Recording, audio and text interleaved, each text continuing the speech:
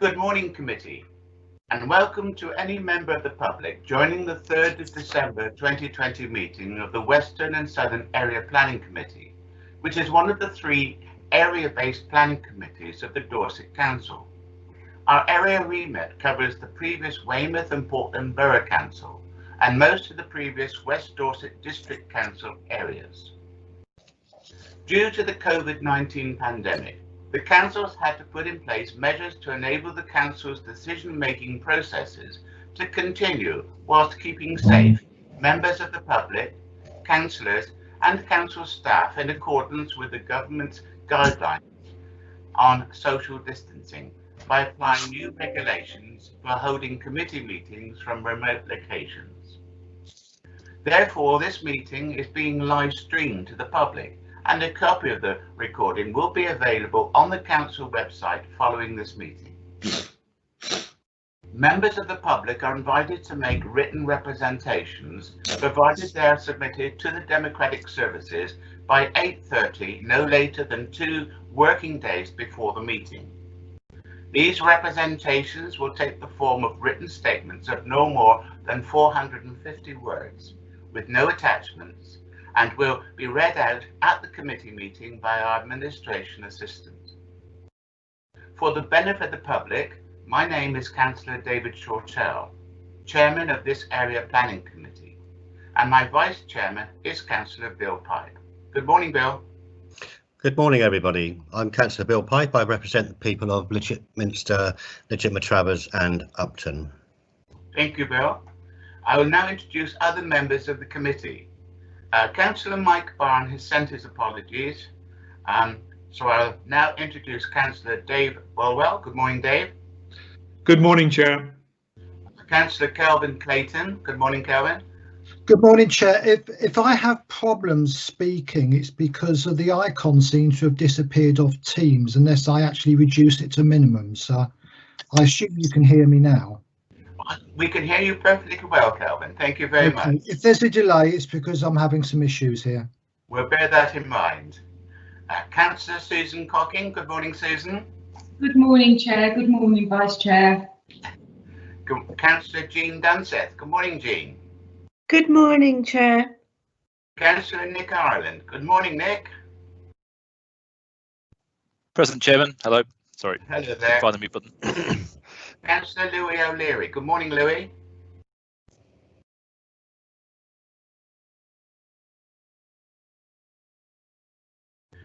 Have we heard anything from Councillor Louis this morning, Anna? I'll carry on then. Councillor Kate Weller. Good morning, Kate. Good morning, Chair. Good morning, committee. Councillor Sarah Williams. Good morning, Sarah. Good morning, all. Good morning. Councillor John Worth. Good morning, John. Good morning, Chairman. Good morning, everybody else. If Councillor Louis O'Leary joins me later, I will introduce him then. For your information, a number of officers will also be involved during the meeting, and these will be introduced at the appropriate time. I will now be following the agenda set out in your pack. May I advise the committee and members of the public that item 5D on the agenda, WDD 20001014, and that's Creek Caravan Park, Fishers Place, Ringstead, Dorset, DT2, 8NG, has been withdrawn. Also, item 5E on the agenda, and that is the enforcement action on Homestead Farm, Main Street, Bothenhampton, Bridport, DT6 4BJ, has been deferred to our meeting of the 7th of January 2021. These will now not be determined at this meeting. I will now start with the agenda proper, and item 1. Just one point, Chairman. Would you like to have the officers introduce themselves? They'll do that at the appropriate time, as I've just said. Okay. Thank you. I will now go through the agenda proper. Apologies. Have we got any apologies for absence? I've been notified of the apology from Councillor Mike Barron, but no other apologies this time. Thank you. Nothing from Louis O'Leary? No. Right, okay. Item 2 on the agenda is declarations of interest. Does any member have any declarations of pecuniary or other conflict of interest, bias or predetermination regarding any item on the agenda? Chairman, it's Councillor Kate Weller. I have a sort of declaration of interest, please.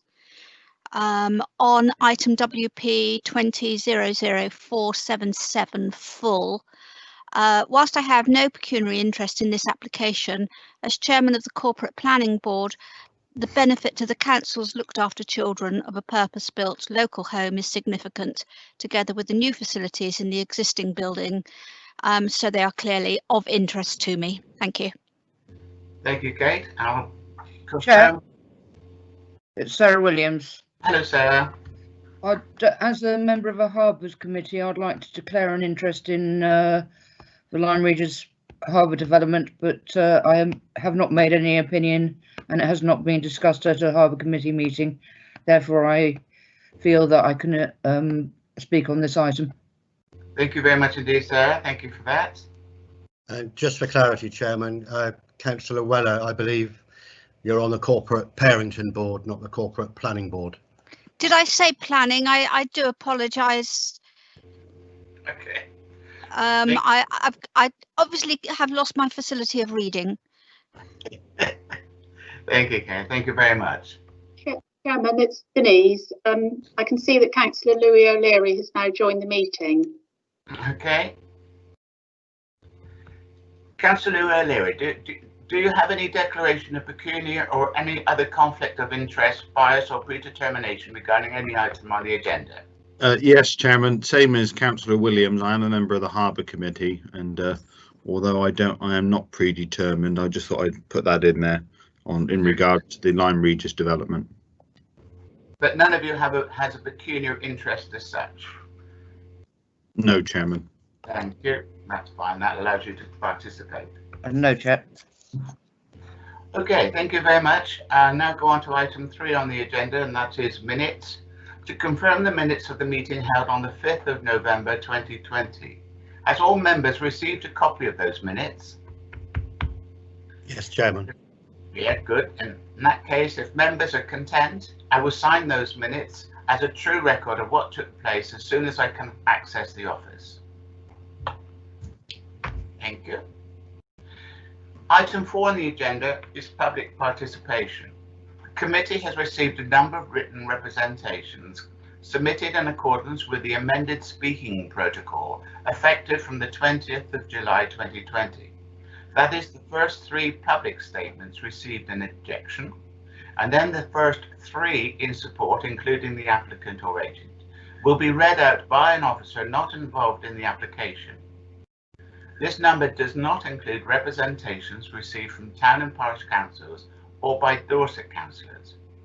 The written representations have been circulated to all members of the committee prior to this meeting.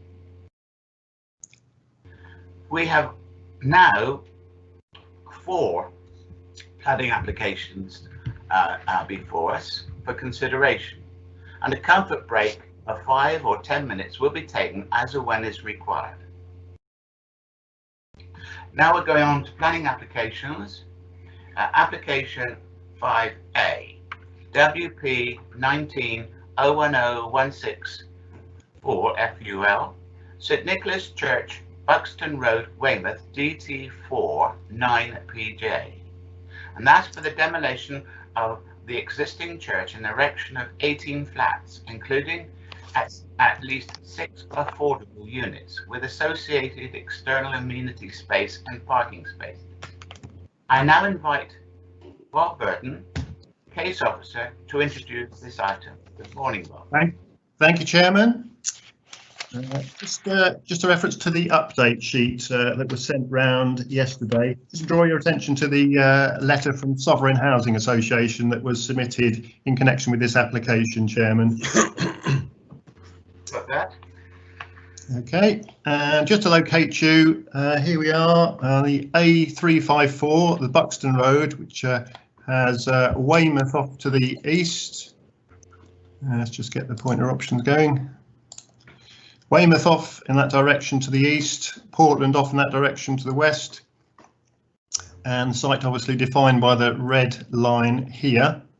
Site is within the defined development boundary. It's also within the Connaught Road Conservation Area, which encompasses this area here and extends slightly wider beyond that.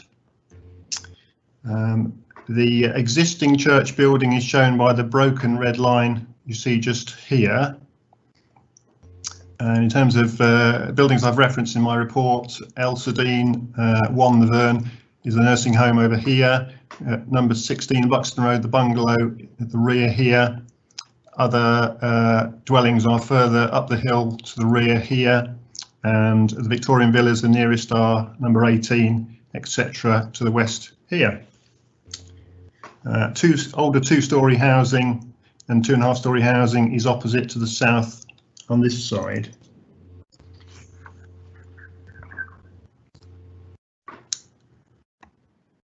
The existing church on the site is this structure here, a pebble dash structure with a bitumen felt roof, as you can see, about equivalent to 1.5 stories in height. The front elevation is effectively this elevation here, fronting Buxton Road, so a barrel roof structure dating from the 1960s and in a fairly poor state of repair these days. So coming back to the block plan here, the footprint of the proposed 18 flats you see shown here. The existing very large bellmouth access in this area here would be reduced down to a smaller access point here, and that was actually further refined by committee back in July to be enlarged by 0.5 of a metre, making it 5 metres wide at this point here. Also on here we have an indication of there's a lot of talk was made in the representations last time in particular about the building line. As you can see, there's quite a variable building line here. The Victorian villas are set back some distance there. The Bath Store commercial building here is only 4 metres back. Our building is about 8.5 metres back from the road, and is fairly consistent with a line drawn, as you can see, between the two buildings there in terms of its alignment relative to the highway, so 8.5 metres back from it. Recycling facilities would be in this area here behind landscape screening there. There'll be a new pedestrian access pushing through at this point here as well on the site. Amenity space is also shown here, a total of 267 square metres of amenity space for the flats in this area here, and also an area at the rear there. Undercroft parking is also included. I'll show that on another slide. Something we looked at very carefully, or I looked at very carefully as case officer, was the relationship with the bungalow. It's at a higher level at the rear, but nevertheless, this clearly would have a major influence on the outlook from that dwelling. And that's that bungalow has a large living room window here, bedroom windows along here, and a double garage at that end. And I was keen to ensure that the outlook from this dwelling, as you can see by these sort of broken lines here, left them with a very nice view out, which they have at the moment, which is a view I'll show you later in the photos, but that includes views over the Portland Harbour to the Isle of Portland itself. So it's important to understand the relationship between that bungalow and this proposed building. A low ground floor plan. I think it's useful to just see this one because it shows the 18 car spaces, 2 at the front, 16 largely in the Undercroft car parking towards the rear of the site. We also have cycle racks shown here and there, with at least 1 per flat available for the occupiers.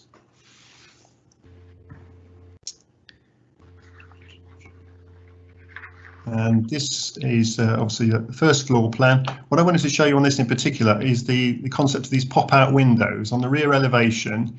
Because of the close relationship with the neighbouring property, I've ensured that the treatment of these windows is such that the northern face of the window would be obscure glazed and retained as such, so that the view from those windows, from those bedroom windows, would only be along the back of the building rather than straight out over the neighbour's quality private amenity space. Similarly, the same sort of treatment has been carried out on the east elevation here in relation to the grounds of the Verne, with the views being southwards rather than straight out over that adjacent garden area. Now, in street scene terms, you can see the existing Victorian villas are over here. The Verne, the nursing home, is shown here. Number 16, the bungalow I talked about, it's at the rear there. You see it at a slightly higher level, and then there's other buildings further back from the site, further up the slope. But you can see in terms of scale, the building is slightly lower than a line drawn between the two higher roofs of those buildings on the Buxton Road frontage, as it were. In fact, it's 0.7 of a metre lower than that. So in terms of scale, it's the right sort of scale for this context, and actually allows a slight visual dominance of the Victorian villas, which I think is nice. The design also has render a ground floor with buff brick above, and what we'd look to do, if this is approved by you today, is to ensure that the choice of brick on the buff there is similar to the brick there, to provide a degree of materials coherence between the two. In design terms, you'll notice that the repetition of a 2-1-2 sort of rhythm of windows, that's also been repeated to a fair extent in this building to pick up that sort of rhythm of fenestration. Also, the hipping of the roof there is in effect sort of echoed or visually connotated, if that's a word, at the ends here. So in materials design and scale terms, we think it's an appropriate addition to the townscape. Looking at a section of the site, so you see the existing church building shown here with the red line, and the proposed building is 5.6 metres higher than that. Obviously it's a larger building, but you can see there's quite a difference in level, with the bungalow at the rear being at that higher level there. 22 metres, 22.5 metres between the back nearest face of the proposed building and the front of the bungalow there in the area at the western end of the bungalow. And that's the nursing home in the far distance, and other buildings further up the slope, further away from the site. On the elevations, this is the front elevation. You can see quite a lot of interest and articulation in the elevation, with resets back and projections forward on the building, together with projecting balconies, nice railings as well, which I'll show on another slide in a moment. But quite a lot of interest in terms of the articulation of the building, rather than it just being a straightforward block building. And those pop-out windows I referred to on the rear, those are the 2 bedroom windows, which would be obscure glazed on the north facing. There would also be screen treatment of the rear escape stairway there, or the access stairway there, to avoid any unacceptable overlooking of the bungalow's garden at the rear. Similarly, there wouldn't be outdoor amenity areas on the top level here on the north side of the building. And on the east side facing the Verne, again the pop-out windows I referred to are the obscure glazing on these faces, with the views being southwards from those pop-out windows. And there's also a little sort of patio area outside their terrace area there, with a means of enclosure to help screen that. The visualization, give you a flavour of what it could look like in the street scene. See the render with buff brick above, nice swoopy design of the railings there, giving a bit of visual interest to the scheme. In terms of detailing, trees along the boundary there, those would be not within the application site, but this proposal would not prejudice those trees, as confirmed by our senior tree officer. There'd also be scope for new planting along the frontage, which would enhance the overall setting. And this is the west end of the garden of 16 Buxton Road, the bungalow at the rear there. Our site is over here. That's the roof of the existing church. and you can see most of this area towards the western side of the garden of 16 Buxton Road is mainly vehicle turning area, just open grass. The real sort of private, secluded amenity space for number 16 is beyond this planting here, where you've got sheds, little sitting out areas, etc. And that's the area where I've safeguarded residential amenity with those obscure glazed pop-out windows. And this just shows you the view from the bungalow's main living room window, which is out over Portland Harbour to the Isle itself. And the building, the west face of the building would be about on this line here. So that essential nice panoramic view from the bungalow would be retained as part of this scheme. And here we see the Buxton Road. Our site is in here. There's a church there. The Bath Store building here. Several shops in this area close by, a pharmacy, fish and chip shop, for example. And that's the Victorian villas there beyond the site. Excuse me. And that's the nursing home One Laverne, just to the east of the site. Nice Victorian impressive building. It's our site itself with the large existing Bellmouth access, extensive parking area, retaining wall at the rear. And there's the bungalow I was talking about, and the large living room window in particular I was keen to safeguard. It also has little sort of a bedroom and office space in the roof, as you can see from the roof lights there. Just moving along Buxton Road slightly to the west and looking back, the impressive Victorian villas there. Sites in here, and it just shows you a good view of the mature trees just beyond the site, which would be retained, or at least not prejudiced by this scheme. Bus stop as well, just outside the site there, note, right in front of the site. So up close, the bus stop building here, and it just gives you a context for it within the general street scene and within that sort of corner of the conservation area. And that's from the back of the site, looking down over the car parking area through to the housing and the Portland beyond. So main planning issues, principle, explored extensively in my report. What's very useful here is that the Church Wardens indicated that monies from this would be used to help fund the development of the Holy Trinity Church hub. Together with the fact that there are various other community related areas for worship within the area. This church has suffered considerable fall in congregation sizes before it closed, only having between 6 and 12, and those are transferred elsewhere now for worship. The ageing condition of the building is also a factor. And then affordable housing, the reason it's come back to committee, you will understand, is because of this change to the situation, because of the nature of funding from Homes England. So we have the situation where it's completely policy compliant in terms of 35% affordable housing as it stands now, but we did have before the certainty of 100% affordable housing, and we will probably still end up with that, as is confirmed by letter by the applicant and by Sovereign Housing, but we cannot 100% guarantee that. But that is to be hoped. But it's policy compliant in any way, in any sense, with the affordable housing policy. It would be a useful contribution towards a 5-year housing land supply with 18 flats.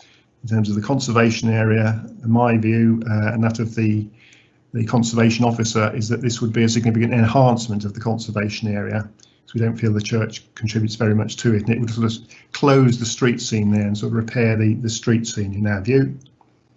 Residential amenity, I've talked about how that's been safeguarded, particularly through the means of enclosure and the pop-out windows. And highway safety, you'll see the highways officer has no objection to the scheme, and he commented at length when this last came before you in July about various highways issues, which satisfied committee on those points at that time.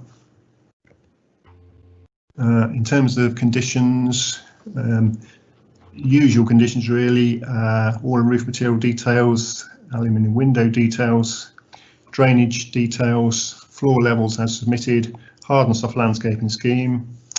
This was just a condition setting out the degree of control over those windows which needed to be controlled to protect the neighbour amenity. There was actually a typo on the last July report saying that was flats 15 and 19, I think, but actually it's 15 and 9 is the correct numbers on that, just to put that correct. Yeah, biodiversity mitigation plan, another condition, an electrical vehicle charging scheme would be included as part of this scheme. Means of enclosure details, access crossing, parking turning, and no surface water to drain to the highway. So the amended recommendation, Chairman, in the light of the affordable housing situation, is that we have a situation where we look to secure 35% affordable housing, and that may well result in more, but we can't be absolutely sure. So I recommend that you delegate authority to approve based on the conditions, the previous plans list as modified with the enlargement of the vehicular access and the minimum 35% affordable housing, but hopefully it'll be more. And I think we do have hopefully the head of the housing enabling team available if there are any specific questions on the affordable housing issue that members wish to ask about regarding this situation. So thank you very much, Chairman. Thank you very much, Epop. I appreciate that. I now invite Anita Skelson to read written representations submitted by the public. Good morning, Anita. Good morning. Right. Peter and Elizabeth Hillary. We live adjacent to the church site to the rear, and our objections concern the shade created by the proposed flats on our property. The lack of privacy due to the flats' close proximity, the loss of our views, and the loss of property value.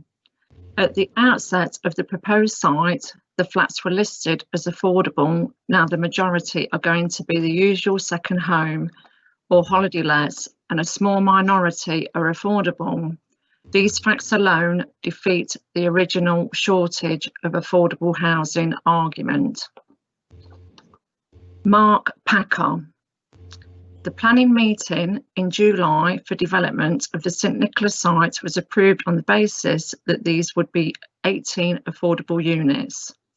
The planning committee all spoke of the dire need for affordable housing, and this overrode the opposition of local residents on the scale and lack of any architectural merit of the building in a conservation area.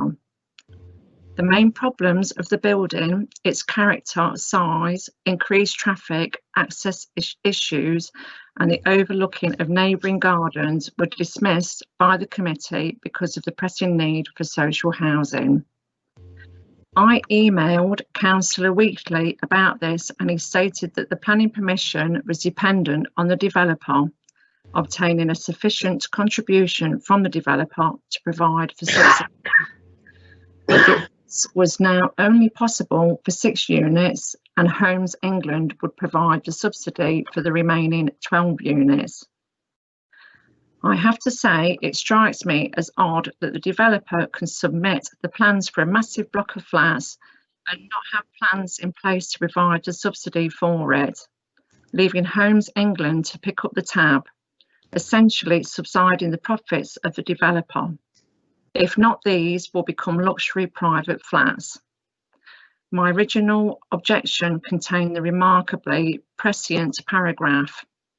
It seems that the magical words affordable housing are used to shoehorn development approval.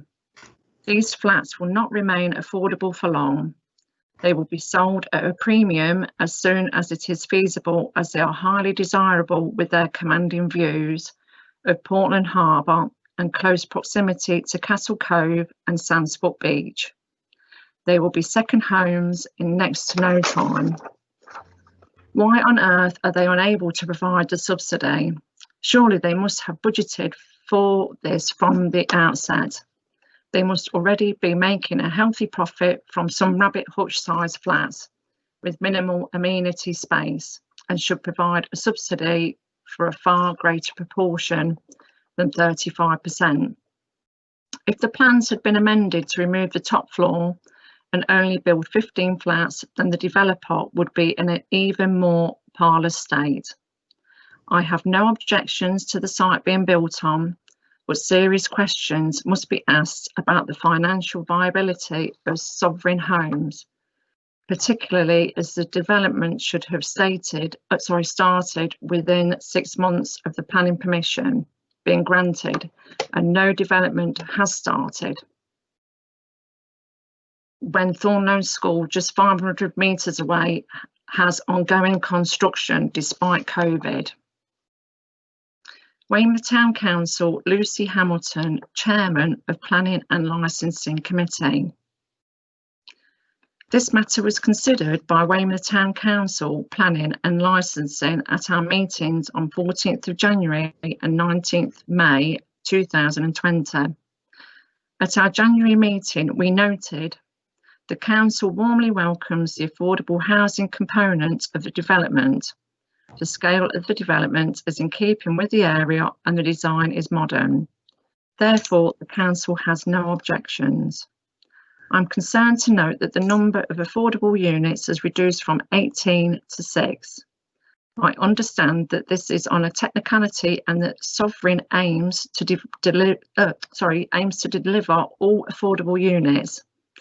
Given the inflation in the house prices by 6.5% in the past 12 months, can Dorset Council provide any guarantee that viability will put these 18 affordable units at risk?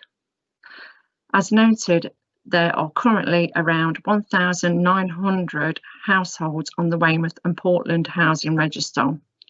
Of these, 408 have a need for 2-bedroomed properties. That's all, Chair. Thank you very much, Anita. Thanks. I now invite Councillor Brian Heatley, the ward member, to address the committee. Good morning, Brian. Good morning, Chair. I'm one of the ward members for Robwell and Wyke. One of the others is Councillor Claire Sutton, who has asked I'm speaking for as well this morning. And the third is Councillor Kate Weller, who of course is with you. When this came before the committee in July, I think we recognised there was a conflict between the residents' very understandable objections to it, the size of the building, the effect on the conservation area, the effect on residential amenity, which was against it, but on the other fact that it was offering 18 affordable homes. And the view we took, and I put to the committee at that point, was that it was worth it for the 18 affordable homes. It now appears there is some doubt over that. And I actually think the extent of the doubt in a way for me is the nub of the matter. Because if it were certain that it was only going to be 6, I think I would feel that the balance had shifted on this and that the committee should not approve it.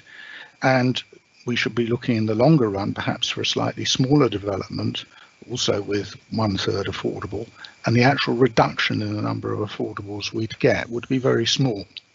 So, however, I've heard Mr. Burden say probably we're still going to end up with 18. I haven't seen the letter from Sovereign Homes, so I don't know how far that gives us more of a guarantee. And I'd just like to hear from him, what is it that might go wrong and how serious is it? Because if there is a serious prospect of it going wrong, it certainly affects my view on this, and I hope the view of other members of the committee. Thank you. Thank you, Brian. That's very helpful. Right, I now call on Bob Burden to respond with any salient points he may wish to clarify. And I believe he might well be assisted by Mr. Paul Derrier. Over to you, Bob. Yes, thank you, Chairman. Just to touch on a couple of brief points made by objectors. Mr. Hillary, who lives in the bungalow to the rear, concerned about shading and loss of privacy. I did actually meet with him just before the application came before you in July, and discussed the application with him and understood his concerns, which is why I took the approach I did in terms of the pop-out windows and obscure glazing and control over those issues, and the height difference is in terms of overbearing. I think given the distances away, 22 metres away from the property, plus the fact the bungalow at the rear is at a higher level, I don't see that would result in an overbearing impact through shading on the neighbouring property. There was a mention about this problem with the funding from Homes England. That situation, it's a situation that has only arisen relatively recently. Otherwise, it would have been addressed, but it's only arisen since your resolution in July, which is why we've needed to revisit it. Yes, and with respect to Councillor Heatley's comment, yeah, we're in an interesting situation, because I would have been recommending the application had it come forward originally with 35% affordable housing. I still would have been supporting it, A, because that's policy compliant in terms of affordable housing, and B, because I consider that the building, in terms of its scale, design and materials and positioning, would enhance the conservation area over and above what's there at the moment. Now, nevertheless, we have this situation whereby I cannot guarantee to Councillor Heatley we will end up with 18 affordable dwellings, but all the indications are from the applicant and from Sovereign Housing that we will be able to achieve that. And I just wonder on the detail whether or not Paul Derry, the Housing Enabling Team Leader, might be able to just say a few more words on that topic. Yeah. Cool. Thank you. Yeah, I would like to confirm that Sovereign and the developer have been working for some time to bring this scheme forward as an all affordable scheme. The complication has been caused by Homes England not wanting to give any funding on affordable homes already controlled by a Section 106. Their aim is to bring forward what they would call additional affordable homes. This is a funding model that is delivering homes on other sites in the Dorset Council area, including schemes developed by Sovereign.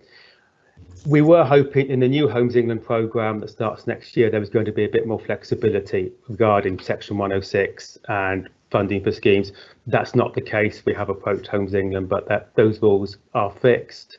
So this is a funding model that we're going to need to work with if we're going to increase the supply of affordable homes in the area. I say it's something that we're doing elsewhere.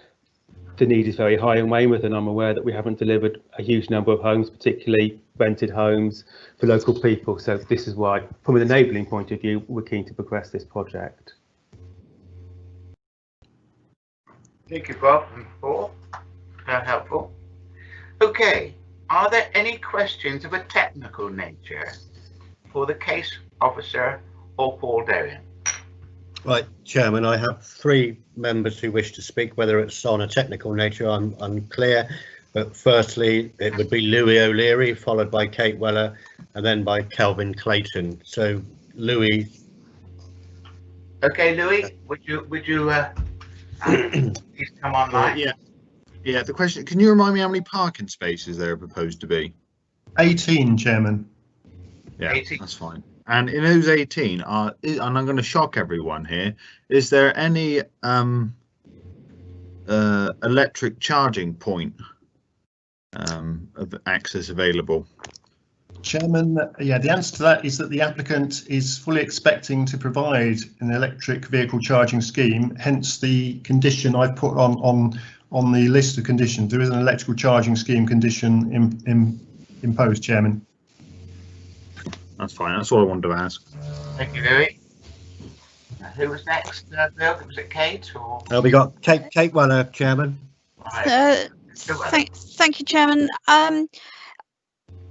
It states in the policy, and you mentioned it, that Sovereign Housing are expected to provide a letter consistent with the outcome of there being 100% housing, or they hope.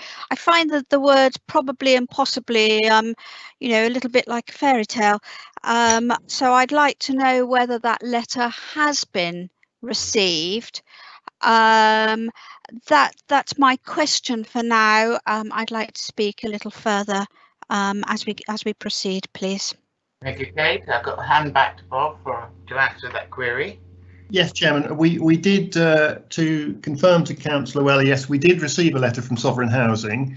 It's a very short letter, but it is relevant and it is on your update sheet.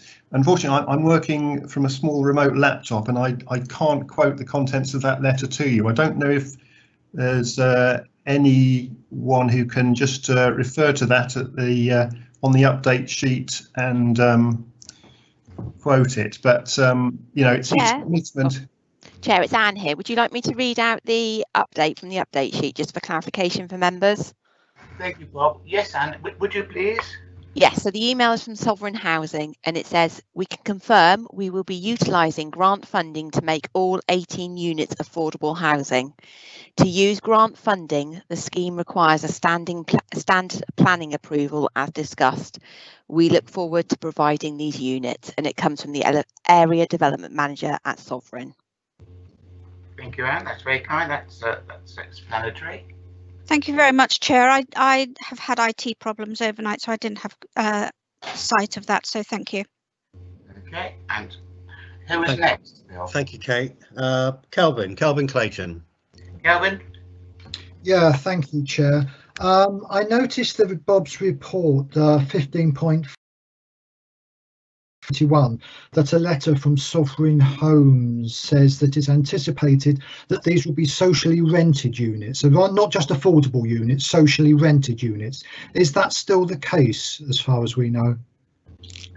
Thank you, Kelvin. I'll hand that back to Bob, if I may.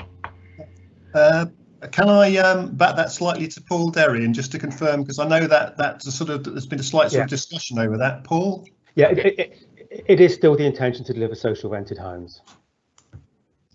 Great, thank you. Okay, is that to complete the technical questions? Possibly not, Chairman. Councillor Jean Dunseith has just popped up. Jean. Okay, Jean, have you got a technical question for the officers?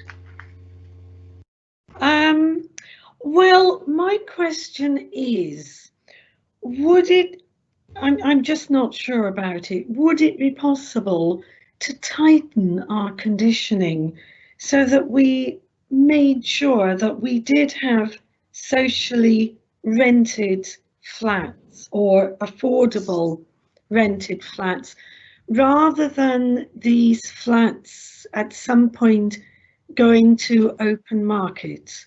Could that be tightened up, or could we put controls in or request that the whole of the 18 flats are affordable or socially affordable rented flats, and they don't down the road get sold on the open market? Thank you, Chairman. Thank you, Councillor Dunseith. I think Bob actually has already covered that point, but I will hand back to him to clarify. Yes, Chair. I mean, to just retouch on that. I mean, we can guarantee if the intention is, as Paul says, all to be social rented homes, then obviously in the 106 agreement we can ensure that the 6 are socially rented homes. We are not in a position to definitively confirm that for the others, because they won't be part of the 106 agreement, but the clear intentions towards achieving that objective seem to be quite apparent, Chairman, if I can say that. Okay, well, are you satisfied with that, Councillor Dunseith? Okay. Yes, thank you, Chairman. Thank you. Okay, before I open the debate, members, may I remind you to direct any questions or remarks through the chair. And I will invite members to speak in turn. Request to speak needs to be made via the virtual chat facility.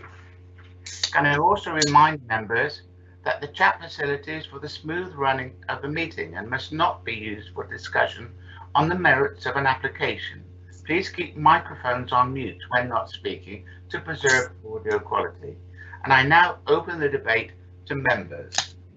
Who have we got to speak? Bill, anyone? Nobody at all, Chairman.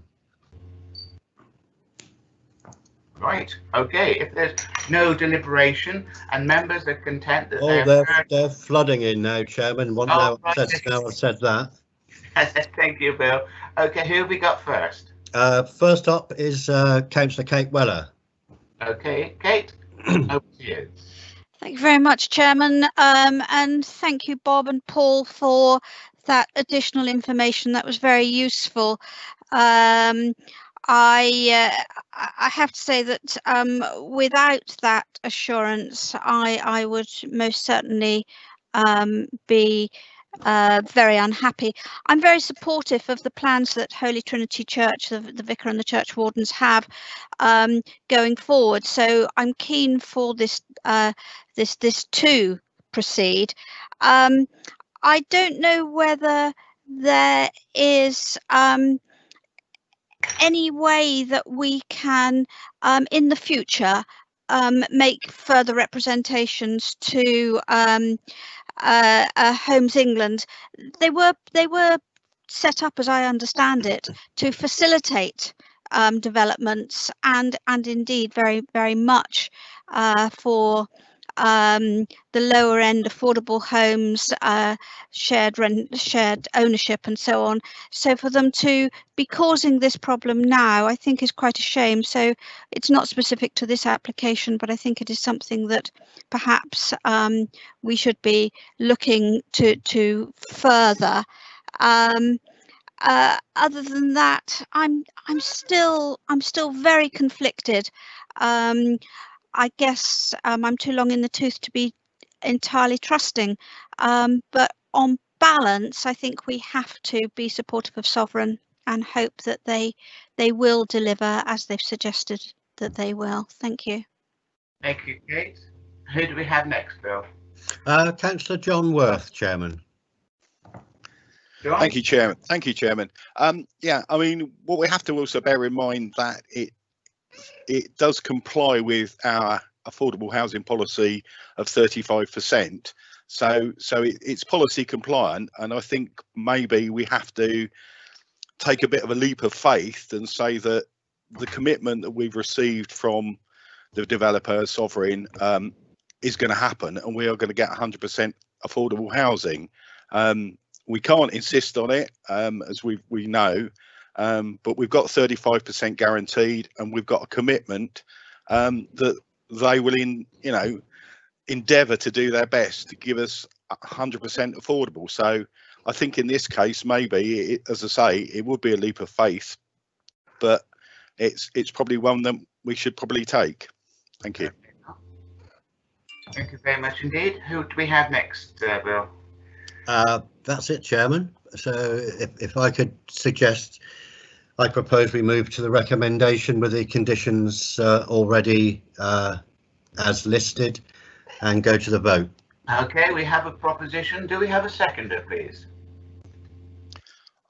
I'm happy to second. Councillor Cocking. Thank you, Susan. That's very kind, Councillor Cocking.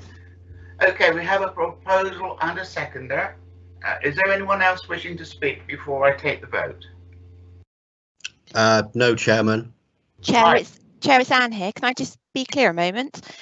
So it will be for the recommendation as set out on screen with the amended plans list. It will also be to amend the condition regarding the windows and the amendment to the flat number that Bob referred to in his committee presentation as well.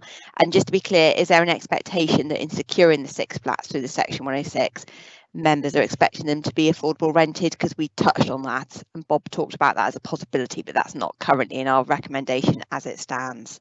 Well, that's not in their recommendations at the moment. Any comments from anyone now, Bill? I think it would be nice to have that clause.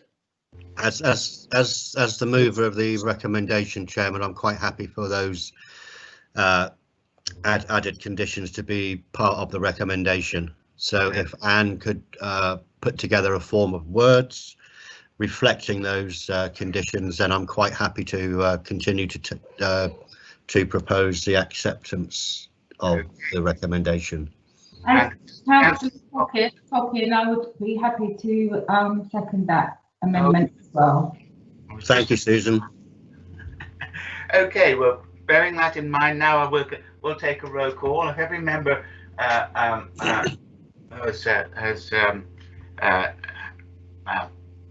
deliberated and are content with what they've heard, I will now take the vote by roll call, and I'll take Councillor Dave Bulwell.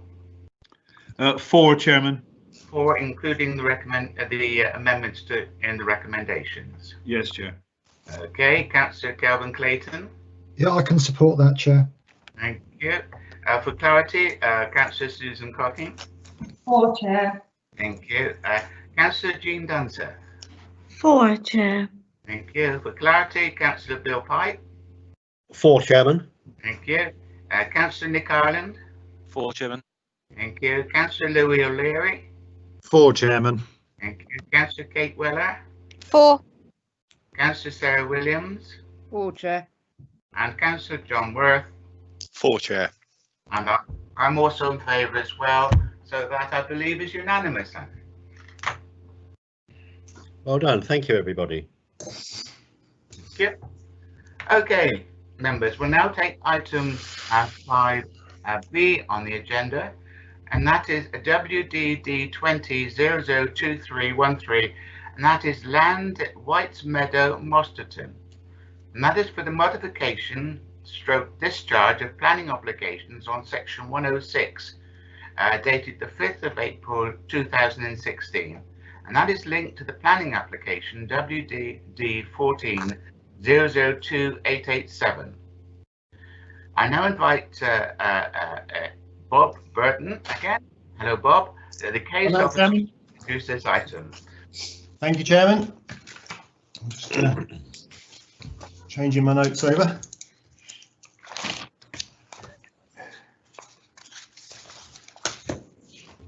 Right, thank you. Okay, so obviously you have a detailed report before you. We're focusing on a very specific issue here in relation to the 106 section 106 agreement. But this is a site on the western side of the village of Mosterton, the main A3066 you see here running through the village here, and our site obviously defined by the red line here, which is accessed off Whites Meadow cul-de-sac there. Just to give you a flavour of what the 106 relates to exactly, this is the site itself with showing 5 pairs of semi-detached cottages which have been commenced on site. Groundworks are going on at the moment in respect of that development. Sorry? Groundworks are going on at the moment on the site in terms of laying of sewers and potentially for the foundations for those. So work has commenced. So the position is that we have a situation whereby under the existing 106 agreements, well, you can bring it in here, I could chop it up there. The developer. So, Bob, couldn't everyone make sure that their microphones are off? because we're both in the same meeting. Could everybody mute, please, apart from the chairman, Bob and myself? All right, thank you, Chairman. Thank you, Bill. I'm sorry. Yeah, so the existing situation is with the development of 10 houses, the Section 106 requirements allows for either 4 of the dwellings to be affordable or for an off-site affordable housing contribution to be paid. Now, with the involvement potentially of Live West Homes, they would like to provide all 10 as affordable houses. They are a bona fide registered provider of affordable housing, and they would wish to do that, but they would not wish to have any restrictions in relation to affordable housing in connection with that.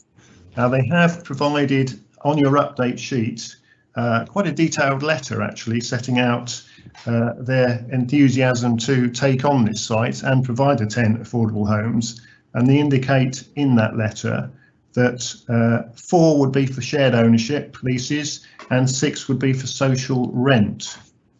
Live West Homes Limited are a sizable provider, and they own and manage 37,000 homes across the southwest of England. They're looking to invest in the southwest economy over £2 billion. So we're talking about a well-established setup, and I think this seems to have a lot of merit in it. The opportunity to provide 10 rather than 4 affordable homes in a sustainable village location, which has facilities such as a shop, pub, community hall, a primary school. So I would commend this modification to the Section 106 agreement to you, Chairman. We also have, if you want a little bit more information on the background to this, Paul Derry, and hopefully still available, the housing team leader. So recommend delegate authority to modify the Section 106 agreement requiring the disposal of the 10 houses to Live West Homes Limited. Thank you, Chairman. Thank you, Rob. Are there any questions of a technical nature for the case officer? I have none at the moment, Chairman. Okay. In that case, I'll now open the debate to members. Who would like to speak? Nobody, Chairman. Councillor Louis O'Leary on the button. Okay, Louis, go ahead. I don't see there's anything wrong with this, and I'd like to actually propose it. Okay. If I can get a seconder. Thank you. Yes, thank you, Councillor O'Leary. Quite happy to second, Louis. Sorry, Councillor Pipe to second, Chairman, or Councillor Weller. Either or. Either or. Either or. Okay, shall we take Councillor Weller as seconder? Yeah, she has indicated on the chat bar that she would second. Okay, that's fine then. Okay, we've got a proposer and a seconder for acceptance. Is there any other debates to take place? No, in that case then I'll take, as there's no more deliberation and members are content that they've heard the entire presentation and debate, I will now take the vote by roll call, and we'll start with Councillor David Bowell. For, Chairman. Thank you. Thank you, Dave. Councillor Kelvin Clayton. For, Chair. Thank you. Councillor Susan Cocking. For, Chair. Thank you. Councillor Jean Dunseth. For, Chair. Councillor Bill Pike. For, Chairman. Thank you. Councillor Nick Ireland. For, Chairman. Thank you. For clarity, Councillor Louis O'Leary. For, Chairman. Thank you. For clarity, Councillor Kate Weller. For. Thank you. Councillor Sarah Williams. For, Chair. And Councillor John. For, Chair. And I'm also for as well. That again is unanimous. Thank you very much. Doing rather well on affordable housing this today, Chairman. Well, we are. That's nothing but good news. It is good news.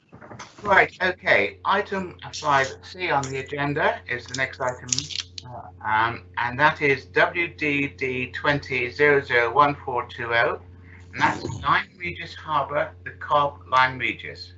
And that's for the extension and repairs to existing slipway and extension of existing boat storage. I now invite Lindsay Flello, the case officer, to introduce the item. Good morning, Lindsay. Chairman, it's actually a change of accent. It's me again on this one. Oh, is it? Oh, Lindsay's Yeah. not. All right, okay. Go ahead, Bob. Okay, can you see it, Chairman? Can you see the screen okay? Yes, Gan. Good. Right. Sorry, Bob, your presentation isn't showing. Right. Okay. It is up now, the Lyme Regis. Oh no, that's the agenda. Beg your pardon. Yeah. Sorry. I got confused as well, Bill. Yeah, I did.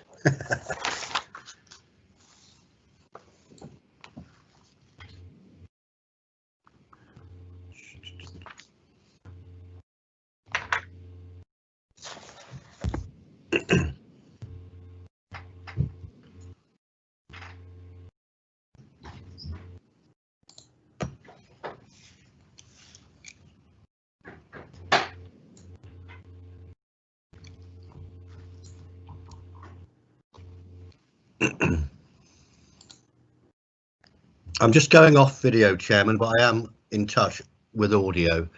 Just for a second.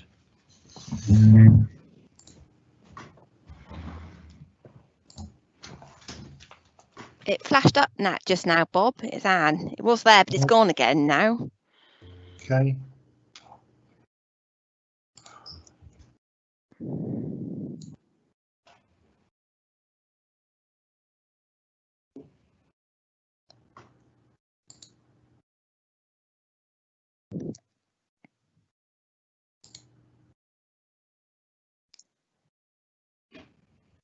Or it appeared again, but then when you went to get it from the beginning, it disappeared.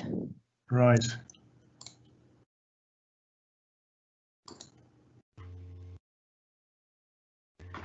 Problem with technology. Yes. Okay.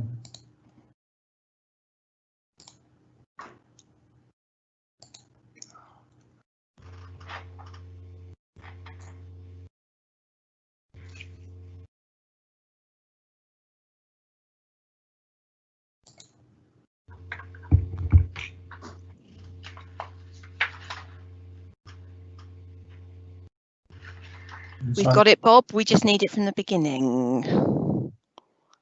Hopefully. Is it showing now? Yep, it's showing. That's working. That's brilliant. Thanks, Okay. Bob. Okay. Right. Thank you, Chairman. Sorry about that. Okay. Yes. We ready? Okay, go ahead. Okay, right. Okay, just to mention on the update sheet, there was an additional plan received on the fencing, boundary fencing. So that's now included within your plans list, effectively, Chairman. Okay, thank you. Yeah, just to locate you, we're down by the Cobb in Lyme Regis. This is Cobb Road here. The Cobb Arms Public House is here. Green Parade along there. And this is the first section of the Cobb running down here. So you have the existing slipway contained in this area at the moment, and there have been problems with erosion of the concrete platform of that slipway, and also obviously an issue over whether or not we can reasonably extend the facility for boats and other marine craft to be positioned in this area. Obviously, the reason this comes before you is because it's an application by Dorset Council. So that's the application site here. So this is an aerial view of the site. So you can see the existing storage area for boats and other marine craft in this area here. It all at the moment slopes down into the harbour area here and into the edge of the water. So that's the context, and our site is actually going to be at this end here. Right, so the proposal is for a 20 by 20 metre new raised platform area here, which would extend the area for boats and marine craft to be stored, and also a 5 metre sweep of extension of the slipway you see defined here, which would then be towed into the TOED into the harbour, into the base of that, because that's been eroding and is in need of some repair work and improvement to that. There would also be a post and chain fence around 3 sides of the top of the structure here, hence the amended plan which was submitted, to allow increased capacity of the slipway storage area, and then obviously the craft would exit into the harbour this way and exit that way. The site is obviously a sensitive site. It's within the conservation area. We have listed buildings in the area. The Cobb is a Grade 1 listed structure. That's part of the north wall of the Cobb showing there on this slide. So it's quite a sensitive site. And this is showing sections, the elevations showing this edge, the northern edge of the site. So the existing, you've got a groin at the end which it would be adjacent to, Looking northeast from that area, the existing slipway area, you can see the new platform is indicated here. So obviously it rises out as you drop down the slope of the beach slipway area. Timber sleepers would be used around the visible edges, and the main fill of it would be Portland rubble stone with concrete on top of that. There would be steel H-section uprights at intervals to secure it in place. And just going over the other side of the existing groin, looking southwest, that's what you see at the moment with the existing timber sleeper groin in place. And looking southwest, you'd only just see that small amount of the concrete deck exposed from the view looking southwest. This is just a photo montage taken from north wall of the harbour, looking back towards the frontage of the esplanade, and so the additional storage area is shown here. So about a 2.3 metre upstand at the highest point before it then sort of runs back as a level surface into link with the existing slipway. So this really just shows a slightly larger scale. The means of enclosure fencing shown there, slipway area here extended the 5 metres into the harbour, and the additional capacity in addition to the existing capacity shown there. So this is just a view. Our site is just off over here. This is the RNLI slipway. Just moving around onto the cob, looking back, RNLI slipways here, and our site would be over here. You can see a lot of the existing boat storage area here. So our site's over this area here. And then another view here from North Wall, and our site would be over in here. And this is a view looking southwest from the Lyme Regis beach. So the existing groin is there, and our platform would be just beyond that groin in this area, just here, Chairman. So in terms of principle, the principle is acceptable. Visual impact, it's obviously a sensitive site with a lot of constraints, obviously a publicly visible thing, but using timber sleepers is a very appropriate retaining wall to use, because it's obviously consistent with the existing groins, and the concrete surface would be appropriate given other surfacing in that area. Impact on ecology, it's relatively near to special areas of conservation and to the SSSI, but it's outside those areas, and we've carried out an appropriate assessment to check whether or not one is required, and we are advised that it isn't required in this case. So no problems with ecology, and that's impact. Heritage assets, obviously within the conservation area, affects the setting of grade 1 listed cob and potentially other structures in the area, but given the low overall height, compatibility of materials and design with what's there at the moment, we think that's acceptable. Flood risk is acceptable. Impact on amenity, that is satisfactory. There's a method statement submitted indicating how they would carry out the construction of it, which is acceptable, but also we put on an hours and days of construction control to ensure that there isn't undue effect on the residential amenity of nearby occupiers. Parking and highways, the Highway Authority had no difficulties with the application, had no objections to it. And the impact on the AONB, we feel that's acceptable. So the recommendation is to delegate authority subject to no objection from the Ministry of Defence or no comment from them is received by the 8th of December. And conditions, obviously a plans list, commence within 3 years, the storage area only for marine storage purposes only, and the method statement to be followed that was submitted with the application over the way in which it's to be constructed, and the hours of construction and days, as I mentioned, is referred to there, and the finish of the proposed fencing should be black in colour. A few informatives, mainly coming from the Environment Agency. There's one from the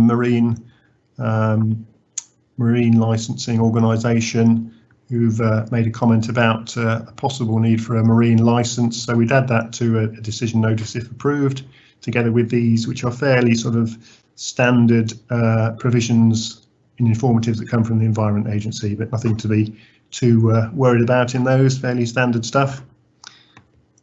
So, Chairman, I would recommend that you delegate approval as per the conditions and adjusted plans list. Thank you. Thank you very much. Thank you, Bob. That's very kind. Are there any questions of a technical nature for the case officer? I have one, Chairman, which is Councillor Jean Dunseith. Okay, Jean, go ahead, Jean. Thank you, Chair.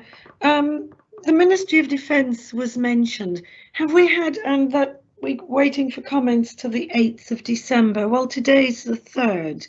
Have we heard from the Ministry of Defence, and are we aware of their views? And what difference would it make if we made a decision today and they came up and they were objecting to it? Thank you, Chair. On that back to Bob, if I may. Yeah, thank you, Chairman. Well, the consultation has been actioned. We haven't heard back from them yet, I understand. If they did object, and to be honest, I would be very surprised if they did object, but if they did, we'd obviously consider what they said. If they came back and said no objection, then we would proceed. If you delegate approval today, we would then issue the permission when after the date of the 8th of December has elapsed. Alternatively, if they came in after committee with an objection, then we would probably need to report the application back to you, Chairman. But I would be very surprised if they raised objection, but I can't be categorical, obviously. Thank you. Are you happy with that, Councillor Dempsey? Very happy, Chairman. Thank you very much indeed. Are there any other questions of a technical nature? None at all, Chairman. Okay. I now open the debate to members. Are there anyone wishing to speak? None at all, Chairman, but I do have somebody who's happy to propose the acceptance of the recommendation. Chairman, Councillor Weller, I'm happy to propose approval. Thank you, Councillor Weller. Okay, do we have a seconder? I'm happy to second, Chairman. Not happy to chair. I'm happy to second that, Chairman. That's Councillor Louis O'Leary, Chairman. Okay. Thank you, Louis. Thank you, Louis. That's fine. Okay, right. We've now got a proposer and seconder. Is there anyone else wishing to speak before I take the vote? No, I just think it's a good plan, Chairman, and in order to maintain and improve our World Heritage Site assets, all of which are needed, I think we'll move to the recommendation.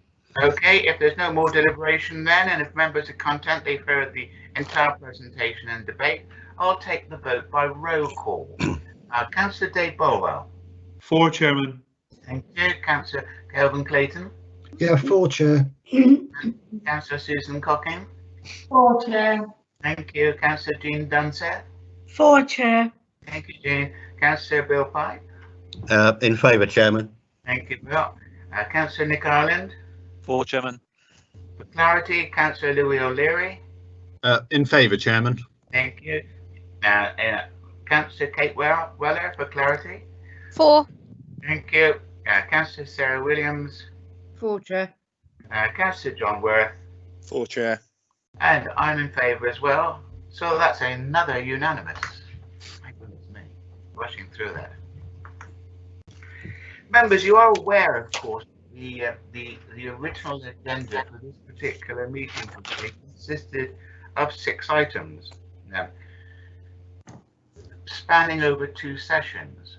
One of the items was withdrawn during the morning, and one deferred in the afternoon session.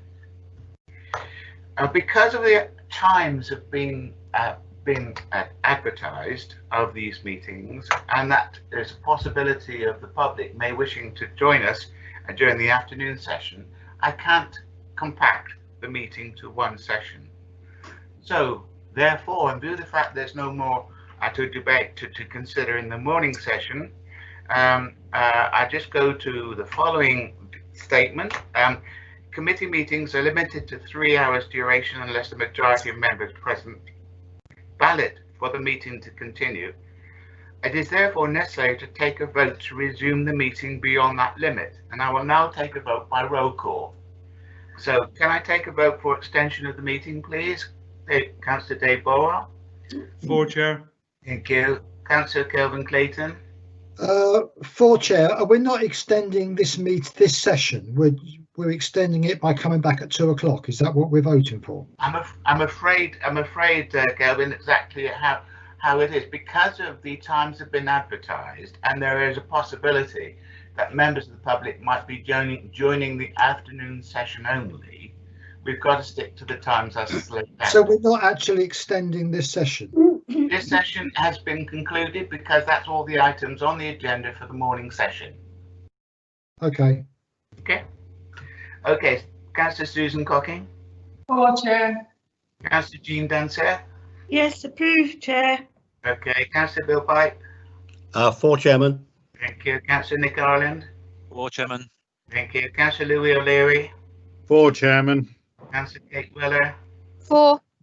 Councillor Sarah Williams. For, Chair. Councillor John Worth. For, Chair. And I'm in favour. I do apologise about this. I did ask the question, members, but they quite rightly pointed out that, in fact, because it's advertised, even though one of the items this afternoon was deferred, there is an outstanding item which is advertised for debate during the afternoon session, which unfortunately we've got to stick to. So we're having a nice long lunch now, and I'm going to call you back in, if I may, at 2 o'clock. Thank you, Chairman. Thank you, Ben. Thank you, Chairman. Thank you. Thank you, members. See you all at 2.